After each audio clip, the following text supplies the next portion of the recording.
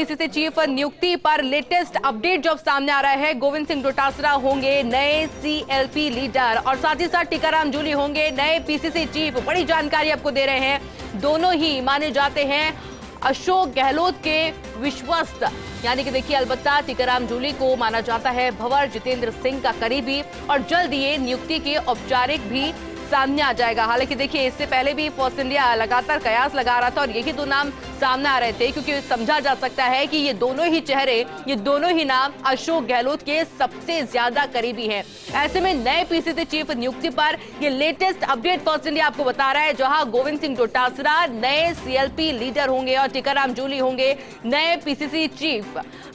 मेरे साथ में दिल्ली न्यूज एडिटर अदिति नागर भी जुड़ चुकी है। अदिति, पहले से कयास भी लगाए जा रहे थे और देखिए कुछ देर में ऑफिशियल भी सामने आ जाएगा और इन दोनों नामों को लेकर के पहले से चर्चा थी। बिल्कुल, देखिए पहले से ही चर्चा थी। अब आप देखिए किस तरीके से पीसीसी चीफ जो कि ओबीसी कास्ट से आते हैं और जाट बड़े नेता हैं गोविंद सिंह डोटासरा, उनके लिए ये लगभग तय हो गया है कि वो अब बनने जा रहे हैं एलओपी। और सबसे बड़ी बात यह है कि किसी एससी को यानी कि टीकाराम जूली को ही प्रदेश अध्यक्ष बनाए जाने की कवायद है और इसके साथ साथ 2 वर्किंग प्रेसिडेंट भी बनाए जाएंगे, जिसमें से एक होंगे एससी समाज, एक होंगे ओबीसी समाज से और दूसरे होंगे स्वर्ण से, ब्राह्मण से। तो आप इस पूरे समीकरण को समझिए।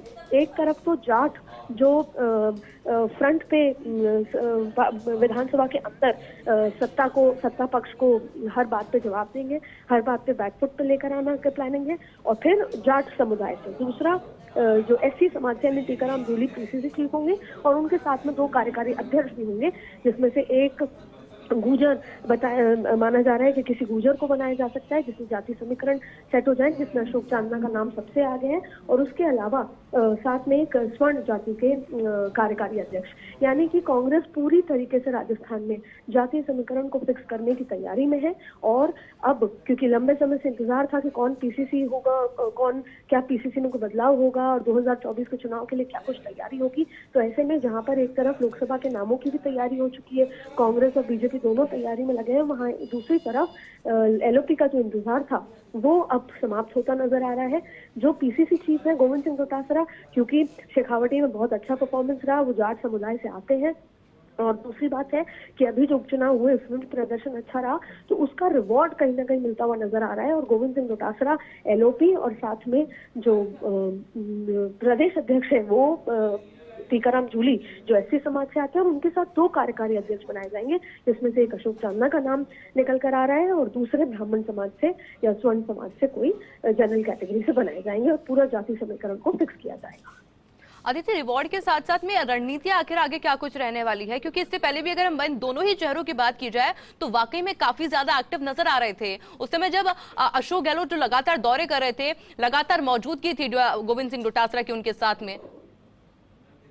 बिल्कुल, देखिए गोविंद सिंह डोटासरा पिछले खास तौर पर 3 सालों से काफी ज्यादा एक्टिव थे। जब चुनाव की बात थी और वो अशोक गहलोत के करीबियों में से माने जाते थे, और उसके बाद जब गोविंद सिंह डोटासरा ने खुद को इवॉल्व किया, चुनाव बहुत कठिन हो गया था लेकिन उसको चुनाव को जीता। उनका एक अपना अंदाज था, बेबाकी से वो बात करते हुए हमेशा नजर आते हैं, बेबाकी से जवाब देते हुए नजर आते हैं।